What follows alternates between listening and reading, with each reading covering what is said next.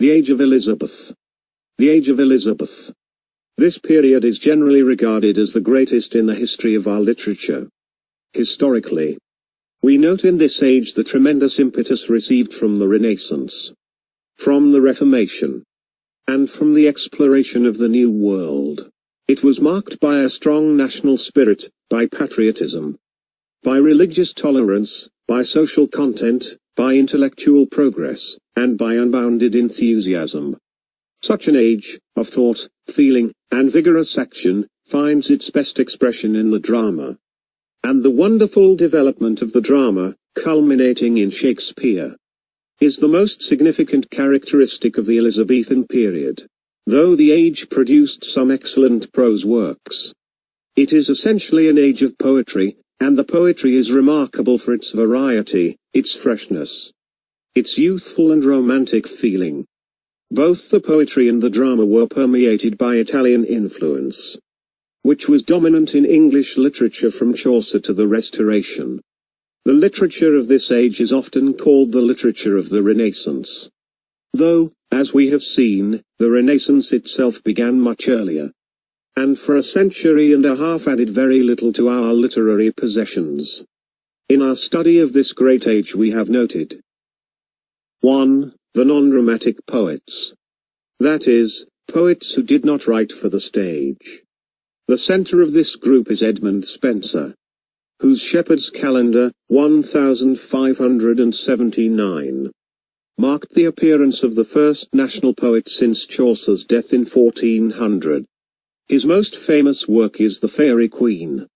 Associated with Spenser are the minor poets, Thomas Sackville, Michael Drayton, George Chapman, and Philip Sidney. Chapman is noted for his completion of Marlowe's poem, Hero and Leander, and for his translation of Homer's Iliad and Odyssey. Sidney, besides his poetry, wrote his prose romance Arcadia, and The Defense of Poesy, one of our earliest critical essays. 2. The Rise of the Drama in England, the Miracle Plays, Moralities, and Interludes, our first play, Ralph Roister Doyster, the first true English comedy, Gammer Gurton's Needle, and the first tragedy, Gorboduc, the conflict between classic and native ideals in the English drama. 3. Shakespeare's predecessors, Lilly, Kidd, Nash, Peele, Greene, Marlowe, the types of drama with which they experimented. The Marlowe-esque, one-man type, or tragedy of passion, the popular chronicle plays, the domestic drama, the court Orlealian comedy, romantic comedy and tragedy, classical plays, and the melodrama. Marlowe is the greatest of Shakespeare's predecessors. His 4 plays are Tamburlaine, Faustus, The Jew of Malta, and Edward II. 4. Shakespeare, his life, work, and influence.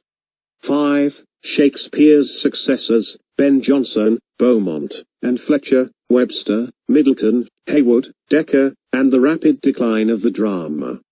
Ben Jonson is the greatest of this group. His chief comedies are Every Man in His Humour, The Silent Woman, and The Alchemist. His 2 extant tragedies are Sejanus and Catiline. 6. The prose writers, of whom Bacon is the most notable. His chief philosophical work is the Instauratio Magna, incomplete, which includes the advancement of learning, and the Novum Organum, but he is known to literary readers by his famous essays.